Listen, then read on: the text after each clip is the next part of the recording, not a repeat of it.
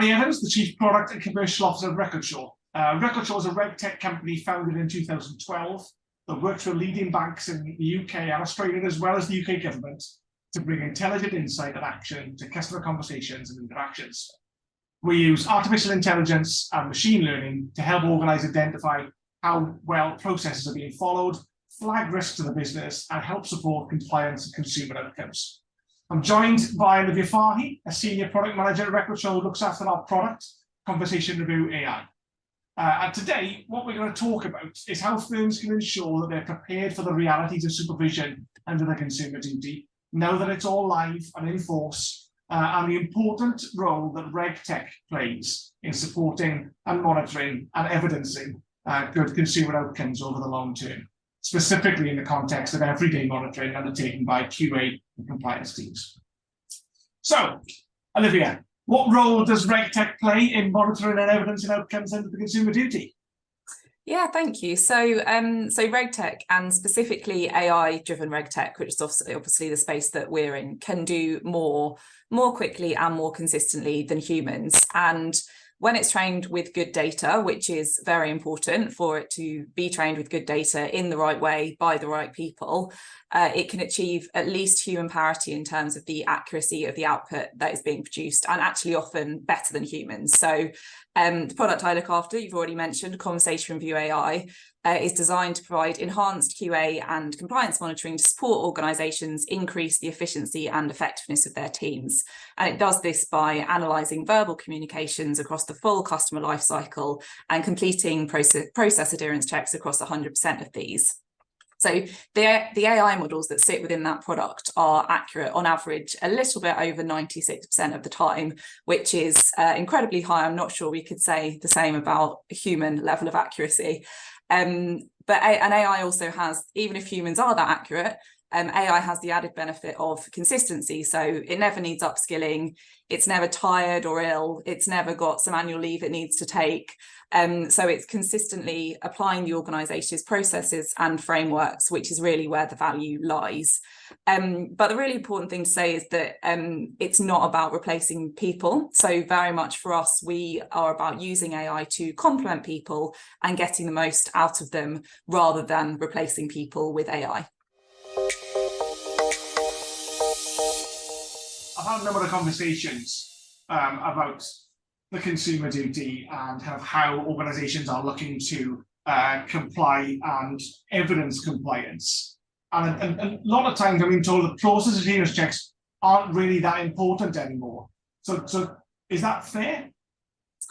Yeah, I think it's I don't think it is fair. I think it's one of those things that maybe process adherence checks become a little bit less significant because they can't be solely relied upon to demonstrate or evidence good customer outcomes. But while that is true, there's no single data point that can demonstrate or evidence good customer outcomes. So the same could really be said of anything. If you're looking for kind of a silver bullet that says this one piece of data can give you all the evidence that you need, then it's never going to happen. And if people are suggesting that there is something that can do that, I would be very wary of it.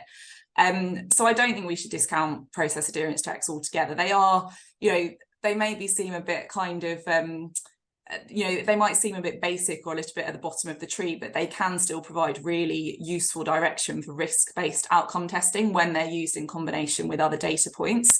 And particularly where you can increase their coverage or their associated data output through the use of technology. So I think if you tech enable process adherence checks, they actually become a really powerful extra data layer into that consumer duty outcome testing data portfolio. And actually, I think a lot of the time it isn't really the process adherence checks themselves that are the problem, because, process is an absolutely fundamental part of an organisation's governance and procedures, and are something that are really significant within an organisation.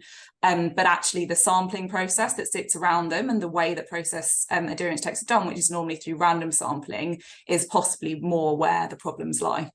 I think you're probably right. And there's always going to be a strong correlation between process adherence problems and other problems. So if you're trained to do the job properly and you're doing it properly, then you'll tick all those boxes. And I think there's from all the stuff I've seen, certainly there's definitely a big correlation between getting something wrong in the process and there being other problems because it's a lack of training.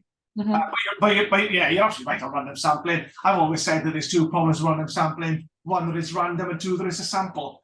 But and every organisation I talk to kind of agrees, but it's a real uphill struggle to get these firms to understand that there are any alternatives to it. Yeah, I think you're right. And I think the first thing is it's probably worth clarifying what we mean when we're talking about random sampling. So some firms are still very much using just a completely random sample approach, in that they just want to they think that's the best way to get a representative view across all of their all the cases they need to check, and so they just pick cases at random. Some firms are using more of what they would call a risk-based approach as their kind of predominant methodology, and that is really focusing on selecting higher risk products, for example, or transactions to review more of. So an example might be for mortgage reviews, you'd review more interest-only mortgages because there's a higher risk there in the product, so there's a higher risk of potential poor consumer outcomes. But even though that sort of methodology is including more cases that relate to higher risk products, they are still random in the sense that you have to have a human look at them to determine what's happened and to get a view of what the outcome is, in kind of basic terms, whether it's a red, amber or green rated case. And so when we're saying you can shift from random sampling to risk-based sampling, we're talking about giving that ability to actually get a score before you even have to have a human getting involved in the process. So you can enhance your processes, whether they have that element of risk-based selection there or whether they are purely random, by using AI to pre-score calls before a human has to look at them. And then you can target reviews at the cases where the AI has identified that something hasn't gone right. And so that actually then means that your QA teams can be much more effective because they can spend more of their time reviewing those cases in the red camp or the red and amber camps, and the cases where there are potential issues. But I think there is like you said, there is a bit of an uphill struggle. I think there is a bit of a mindset shift that is needed to step away from the traditional way of doing things. And I think a bit of maybe a misconception is that firms think if they start targeting their QA teams at those red cases, it will sound alarm bells, because actually all of a sudden their stats will show that there's lots of red cases being checked, and so it looks like there's a problem. But there's a much bigger picture in that you've got the AI providing a score for every case. So actually what you've got is your overall statistics should remain the same. You just end up with the scores that the AI is given, which is probably generally the same proportion as you have currently of red, amber, green, but it's based on something actually looking at every case, not an extrapolation from random sampling. And then you've also got a subset of those cases, that the most risky cases that have been reviewed by a human.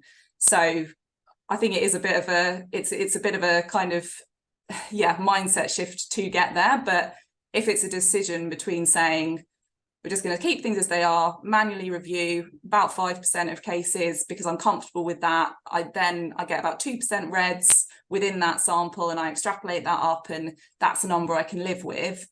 Or if the alternative is saying, well, actually, I'm going to use AI to get an initial score for 100% of cases. I've got a full view of my risk profile across all those cases. And then I'm going to be much more effective with the resource that I have in targeting them where there's the most potential harm. I know which one I'd choose. And yeah, no, absolutely. I'm pretty sure I know which one the FCA would choose as well. Yeah. I think probably more importantly, the FCA would be far more interested in, and I guess there's also the insight then that you're able to generate. So if you're only getting a small sample and an even smaller sample of cases where there are problems, you don't really ever get a clear understanding of the thematic problems that might exist in your organisation, either from an individual who's doing things wrong on a regular basis, or from different parts of the process, or kind of policies that aren't really effective and not really being adhered to. As we've been talking about, Conversation Review AI uses sophisticated speech analytics to identify themes and process risks in conversations. So the screen you can see currently shows our classify model, which is unique amongst speech analytics vendors as the only product that visually organises conversations thematically using AI trained on use case specific conversations by our in-house subject matter experts. So essentially, if you want to find the important parts of conversations that align to your review checklist so that your reviewers either only listen to the parts of calls that are relevant, or can easily jump back to parts of calls they want to re-listen to and find the sections that they really want to kind of be focusing in on. Our smart segmentation will signpost you to those sections. You can see on the screen there's lots of different colours on the audio bar there, and that provides a 50% time saving per review. So essentially reviewers can complete their review in half the time and do double the amount of reviews just using that classified product. The second element of the product is Assure, and that's what's on the screen now. So Assure uses AI to identify whether processes were followed and scores all calls based on their level of process adherence, highlighting those that need human review. So that's basically what we were just talking about. This is the part of the product that gives you that oversight of actually what is the initial AI score for every single case that has been ingested into the system. So this provides MI that can feed into central sort of risk reporting, and it eliminates that need for random sampling because review teams can be directed straight to high risk calls, and that enables an increase in their effectiveness from around 5% if you're only checking 5% of cases to more like 95%, because actually they're spending the majority of their time checking the cases that really matter. And I guess there's always the question of, though, but most organizations have speech analytics already. And so they've all got a system, they've all been using it. It's got a broad system, it has workflow, it has lots of clever things in it. Is this any different? Yeah, so it is different. It's a very good question, one we get asked regularly, as you're aware. But so other speech analytics tools on the market will generally rely on keyword or phrase spotting. So this means that they find 5 false positives for every true positive. So for everything that you're actually looking for, they'll find 5 things that you aren't looking for. And so in the context of QA, that can actually create more work rather than less, because in that scenario that where you've got this, if it's showing you, well, actually there's lots of these cases you need to look at, but 5 out of 6 of them are absolutely fine, you're creating a bigger work, more work for your QA teams rather than making them more efficient. So unfortunately, a lot of people that try using speech analytics tools for QA processes have that experience and then don't believe that speech analytics is a useful tool for enhancing QA because of that. So that isn't true. Obviously, we don't believe that that's true. You just need to be using the right speech analytics. So keyword spotting can be really useful for in-call type analytics, which are normally the systems that it's built into. But we're talking about in-depth post-call analysis that's required by QA or compliance monitoring teams. And so in that scenario, the lack of sophistication means that the accuracy is at really less than 20% because of those high numbers of false positives. We do things differently by building neural networks to create our AI models. So not going to get super technical, but essentially these are machine learning models that are used to make decisions like the human brain. So they're trained on thousands of hours of high quality data from financial services conversations. We have an in-house AI training team with linguistics analysts and speech recognition scientists. And essentially we're teaching the models the kind of context around the language that is used rather than just telling them to search for the word mortgage. And so it means we can target the context and the language of the conversations, and compared to that simple keyword matching that's used across the AI and speech analytics industry, it means that actually we can apply review frameworks more accurately and more consistently than humans every time. And as a result, our accuracy is around that 96% mark I mentioned earlier. So much, much higher than that 20% accuracy that's the general standard on the market. And I guess that's what makes it fit for purpose. So if you're going to need extra resource to do it, they're not going to do it. But actually, if you make it as accurate as that, then you will actually get a reduction in the amount of resource and a greater oversight as well into your portfolio. And I can see how that works really well for call center conversations. But what about ones that aren't typically recorded? So if they're happening face to face, or even if they're kind of happening remotely via video calls, that seems like, certainly in the world we live now, quite a high risk set of scenarios. How can you use this system to evidence those conversations in the realms of consumer duty? Yeah, so as if by magic, we actually have an app for that. It's as though we'd planned I didn't realise. So yeah, it is. I think you're right. In the context of the consumer duty, I think it is. If there are conversations happening face to face, financial advice type conversations, they're not being recorded, then it's something that does really need to start happening, not just as evidence of kind of the consumer side or the consumer outcome element of the conversation, but also because it's supportive for the advisor should a complaint be made, or even for training and development purposes. It's really useful to have a record of those conversations. So we have an app called Capture, and this has patented technology within it, which lets users securely record face-to-face and video meetings, which creates a high quality, authoritative and reliable record of those interactions that you wouldn't otherwise have oversight of. And so compliance teams that we work with have described it as kind of revolutionary, because actually it allows them to be in the room with the advisor every time. So if you're currently spending time perhaps sending supervisors out to observe conversations that are happening, that might be happening once a quarter or whatever the cadence is, it saves money in that respect because you don't have to be sending people all over the country to observe the conversations, but it also means you can get much broader oversight because you can just record every single conversation, and then you've got an authoritative record of that should it be questioned. Another question that we hear a lot and sparks a great deal of interest, certainly in the context of vulnerable customers, is around sentiment and tone analysis. So do we have sentiment and tone analysis in conversation with AI? So yeah, so it's very, very interesting area. And I think so tone and sentiment analysis largely also relies on that keyword spotting that I was talking about earlier. So it has quite either keyword spotting or quite crude analysis that predicts whether the voice that's speaking is positive, negative, or neutral. And that's quite hard to do because we're all different. And so unless you've got a baseline for every single person for whether they are feeling positive, neutral, or negative, it's very hard to determine, across the board what that sentiment or tone is within individuals. So again, it can end up increasing workload rather than reducing it. And also it's sentiment analysis models that are out there are largely trained on public data sets of kind of YouTube videos or tweets or Amazon or IMDb reviews. So largely just first person content, like people writing comments and tweets and things like that. And so it's generally not that relevant when you apply it to a natural conversation between two people in a financial services scenario.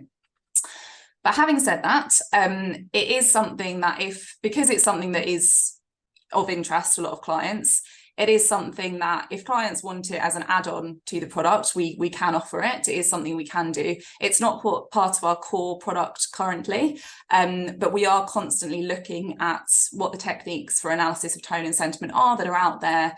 And once we've found something that is, we're confident aligns with a high standard of output for the rest of our core product modules, it's something we'll build into the platform. So at the moment, it's an add-on. And when the time is right, we'll build it in as much more core to the kind of fundamental product. That makes an awful lot of sense. And you can't use the term artificial intelligence these days without being asked about ChatGPT. So surely that must be incorporated into the product as well.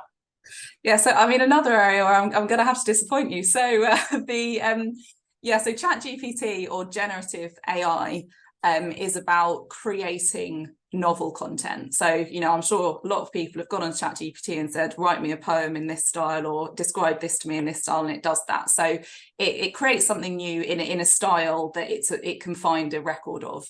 The way we use AI is to understand content. So there's a difference there. And again, because of that, it's not something that currently will add value to the core purpose of our product. So adding a ChatGPT element in at the moment wouldn't really take our product any further. If it evolves to do so, then we'll absolutely utilize it, because obviously this incredible innovation, but we don't want to just build it in for the sake of saying that it's in there. We'd want to have a really good reason and for it to be able to add value to build it into the core product. Oh, absolutely. It's everywhere, but it doesn't do everything. So we have to make sure that we are incorporating the appropriate things into our products. You're absolutely right. I will pose myself a question now. which is about what this means in real terms. So we talked about efficiency and effectiveness savings, but I just want to bring this a little bit to life with my Chief Commercial Officer hat on.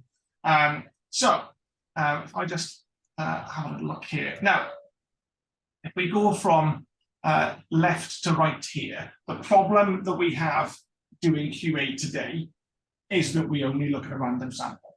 So let's look at this. We've got a 10% random sample. So we'll review 100% of that random sample, only 8% of them are bad. So we're going to use all our resource to look at 8% bad calls in a 10% sample. Really inefficient. We're only 8% effective with our QA resource. Our resource only spend 8% of their time on stuff that actually requires any help and has any problems. So you're effectively wasting 92% of their time. Whereas if you use conversation review AI, the sample size is 100%. So you can look at all of the calls. We can use the AI to score whether something is a problem or not. And then you can utilize your resource on the bad calls. Now, there's still likely to be 8% bad calls, whether you look at a 100% sample or a 10% sample. But now, they're all the bad calls. They're all the bad calls that you've got. And because of the way in which this works, so you go from a 10% sample, 100% of FTE, you go an 8% sample, should mean 80% of your FTEs are needed in order to review those calls. And they would be if the calls took as long to review. But because of the way Classify works, Classify will double your QA efficiency. So it effectively reduces the amount of time each call takes to review by half. So now you go from a 10% sample taking up 100% of your resource and you're only looking at 8% of the calls, 8% of the bad calls. Now you're only using 40% of the resource to look at all of your bad calls. So 10% of bad calls, 100% of your FTE, all of your bad calls, 40% of your FTE. It's a very straightforward saving. You're not doing anything dramatically different apart from using the system to make calls reviews faster. But using Assure to identify those bad calls means you can be hugely more effective with your resource and spend all of their time looking at the bad calls. Now, you don't have to then take a 60% saving and reduce your QA team. You could spend time looking at some of your good calls and try to identify best practice. And I know a lot of organizations do that. But this is the reason why, in real terms, you should be moving to a tech-enabled QA process rather than sticking to the traditional random sample. There are costs to using the system, but they're typically more than accounted for by the reduction in FTE that you need in order to run the QA team. And the oversight you get, obviously, is dramatically better. In this case, you're going to have a 10 times multiple in oversight.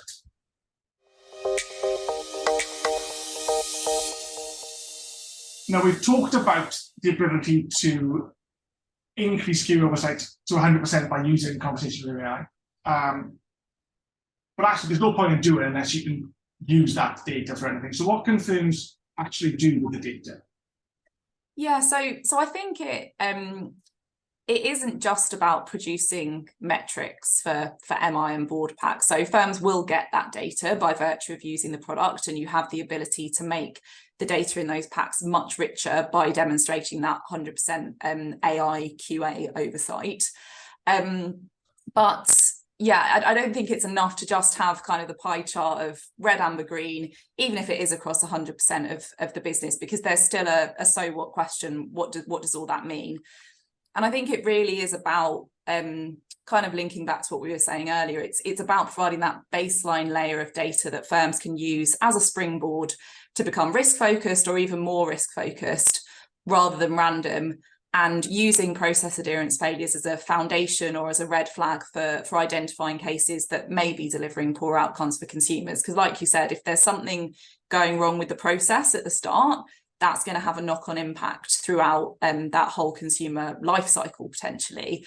And there is likely to be, if we just kind of thinking about the consumer duty and the consumer duty outcomes, there is likely to be a correlation between process failures and poor outcomes, poor consumer duty outcomes. So if consumers haven't been able to make an informed decision because they haven't been given all of the information that they need, which is done through the process that they should be following, then there's a potential failure in consumer understanding there. Or if consumers are getting poor customer service, then there's going to be a consumer support issue. And I think that the more data you have, the more you can highlight cases where there might be issues and build a picture of consumer journeys. So, for example, if a firm's using customer surveys to gather data on consumer understanding, if you then match that data with the AI Assure scores that you get from our product, you can do a comparison and say, well, if you've got a dissatisfied survey but a green AI outcome, that might mean that the services associated with following the correct process were unsuitable because actually they followed the right process, but the customer wasn't happy about it. Or if you've got a satisfied survey with a red process AI score, then actually there's a real risk there that the customer hasn't been fully informed and they might not have understood the financial decision that they made. And so there's all sorts of deep dives that you can do when you've got that data across 100% of cases, and actually even giving advisors access immediately to their own calls and being able to see that breakdown can enable them to immediately go and remediate issues. So if they notice that they actually didn't do something, they can immediately call that consumer back, rectify the issue, and make sure that kind of everything's right. So I think it's having that kind of portfolio of data to play with and kind of dive into is something that just adds real value. No, again, absolutely right. So we talked quite a bit about QA and compliance monitoring and how conversation with AI can help with that. But does it only help with that kind of everyday monitoring element? Yeah, so it's a great question. So the answer is no. So it can help with essentially anything that requires a review and has a process around it. So everyday monitoring is sort of our core use case. That's, as you say, that's what we've been talking about. And that's really about increasing the efficiency and effectiveness of those review teams by enabling them to do their reviews more quickly and focus the majority of their time on the high risk cases. But we could also help with, for example, thematic reviews.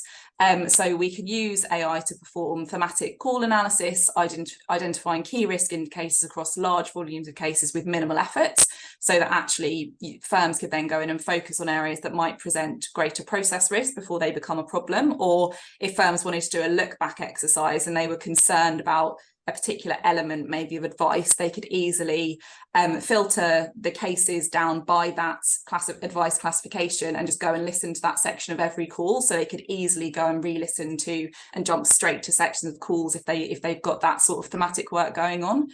And we also do a lot in the remediation space as well, which is a really interesting area where kind of AI can just provide huge amounts of value. So we can use AI that's trained to specific parameters to support historic call analysis, so it can and past business reviews. So it can scan voice conversations to get straight to the cases or content that require the review team's attention. So again, it's just about kind of narrowing down rather than having people have to manually sift through everything. The AI can do that first of all and say, actually, these are the cases that you really need to go and look at and do something about.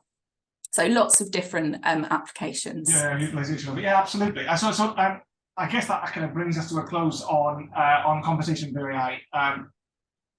Hopefully, we've been able to demonstrate partly how the system works and why it's a bit different to some other systems that are available and that are being proved to not work in this space.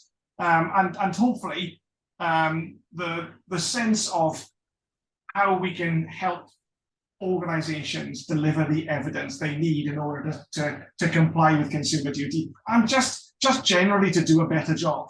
Having access to all of the problem cases that you've gone through will both mitigate future risk of complaints and will enable you to have a kind of full insight to feed back into the front end of the training process to make sure you don't make those mistakes again and you're going to deal with it.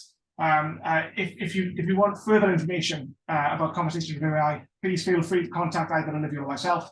And thank you for your time. Thank you.